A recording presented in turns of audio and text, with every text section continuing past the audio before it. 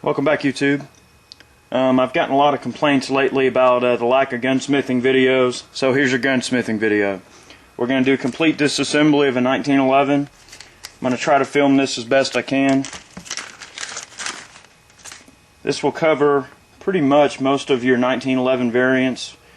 It helps to have a bushing wrench. You don't have to have it, just makes life a little easier. And also, if you're just field stripping your 1911, you can also watch this video, because the first steps of disassembling the 1911 down to the smallest parts are going to involve field stripping first. So if you're here for field stripping, go ahead and check this out too. Helps to have a small punch. That's probably about a 3/16 or so, or around that size. If you got the Brownell's Magnatip Superset, it helps. Keep that handy because you'll need a few driver bits, not many. Helps to have a little pair of tweezers. You'll see why in a second.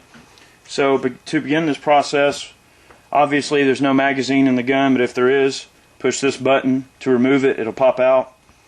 Pull the slide to the rear. Push up on the slide stop to lock the slide to the rear. Look in the chamber. There's nothing in it.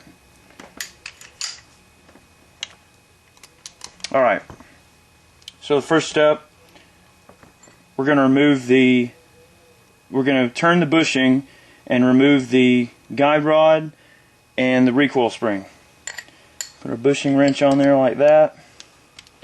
Push in, twist to the left. Be careful, that will pop out and hit you in the face if you're not, it is compressed. Go ahead and pull your recoil spring out, and that piece there, set it off to the side. Cock the hammer. Pull the slide back to the disassembly notch right here. I'll zoom in so you can see that a little easier, hopefully.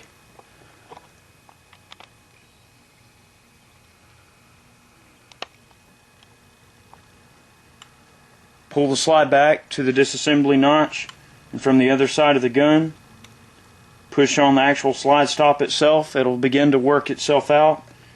Just grab it, pick it up, pull it out. At this point, the slide will go forward all the way. The frame will separate from the slide. We'll set the frame over here. We're not worried about it. It's right at the moment. The full length guide rod, lift up in the back. It pulls right out. Now some of them will have little short guide rods. If you're talking about World War II or World War I era guns, the guide rod's actually real short, about that long. This one's a full length one. They're generally a little bit better. The barrel just comes right out of the front of the slide. Well, actually you need to rotate the bushing first. Rotate the bushing like I did right there. Pull it out. There's your bushing. Barrel comes right out of the front. Alright, in order to remove your extractor, firing pin spring, just push down. Kind of pull back with the punch a little bit to start the plate in its movement, like I just did.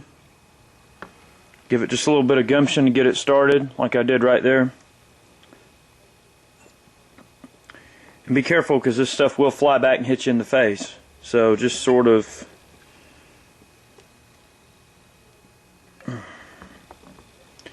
get in there and work that plate off. Shouldn't be too bad. And while you're compressing it, once the plate is worked off the back, actually compress the firing pin itself, pull the plate all the way off the back.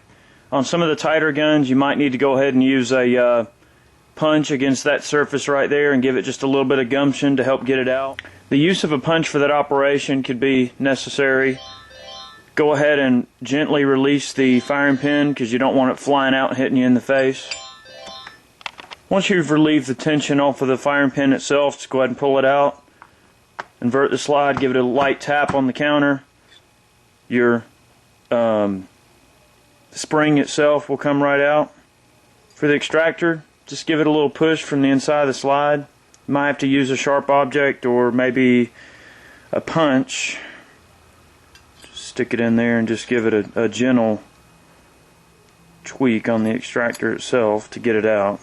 Some of these tighter guns, you might have to, you know, kind of pry and poke and stuff here and there, but it shouldn't be that big of a deal to get it out.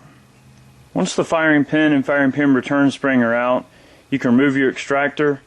You may have to give it a little bit of gumption to get it out, some penetrating oil if it's a really dirty gun. That's pretty much it. This slide is stripped. We're going to take our screwdriver and we're going to, before we loosen these, we're going to tighten them just a little bit. And the reason that you do that is to make sure that your actual screw bushings that are on the frame itself are tight before you remove the grips themselves. So I've backed them in a little bit and tightened them. Now we're going to loosen.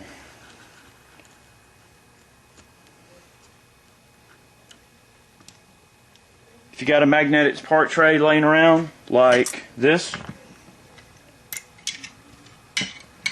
go ahead and put your small parts in there if you want. Okay, so same thing with this one, we're just going to loosen it. Very carefully, of course. The grip should pop off, just put your finger in there, kind of lift up. There's one of the grip panels. We're going to set it to the side because we don't want them damaged. Flip the gun over, and we're going to do the same exact thing here. We're going to tighten that just a little bit. Each of these will tighten, and then we will, as before, we'll loosen the screw for the grip panel. Alright, when it comes to these ambidextrous safeties, they can be a little bit odd here and there. I wish this particular gun had just a standard safety so I could show you, but since this is what we got, this is what we're going to work with. The safety is removed pretty much the same way. It's a two-piece safety. So we're going to lift it about halfway between its furthest point of travel. That's the furthest upward point of travel. That's the furthest downward point of travel. The area we're looking at is roughly in the center of those 2 points of travel. So we're going to take a sharp blade, screwdriver blade, with a little bit of paper wrapped on it so we can sort of get up under it. And unfortunately, you do have to kind of pry on them a little bit. I know it's going to be difficult to see, but basically just going to take and sort of get up under it a little bit. And we're going to work it out.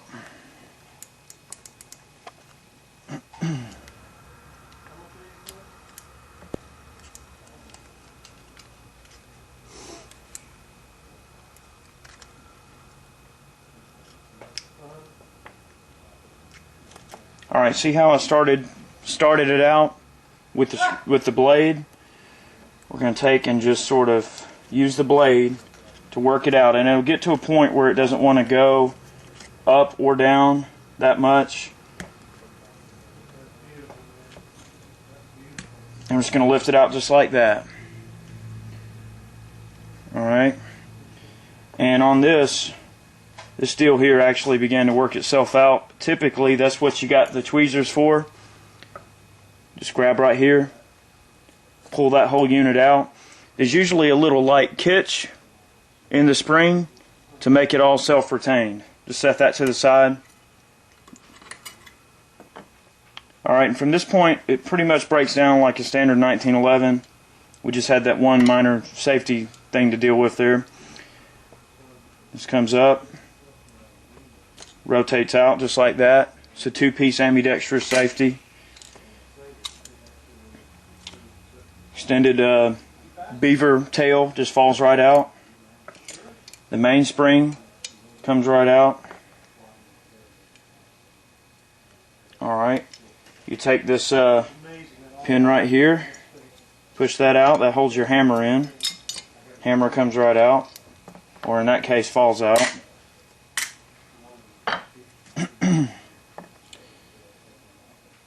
The pin that actually holds the other side of the ambidextrous safety and the sear and disconnector in is this little pin right here. Just pull it out,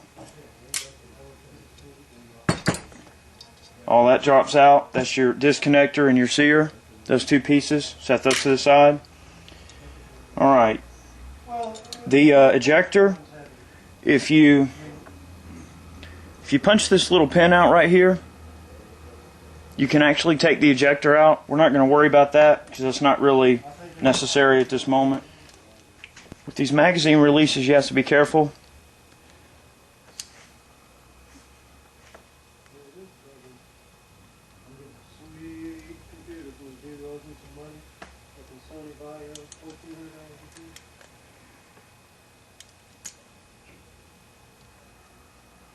Alright, you just push in on the magazine release and rotate the small screw head.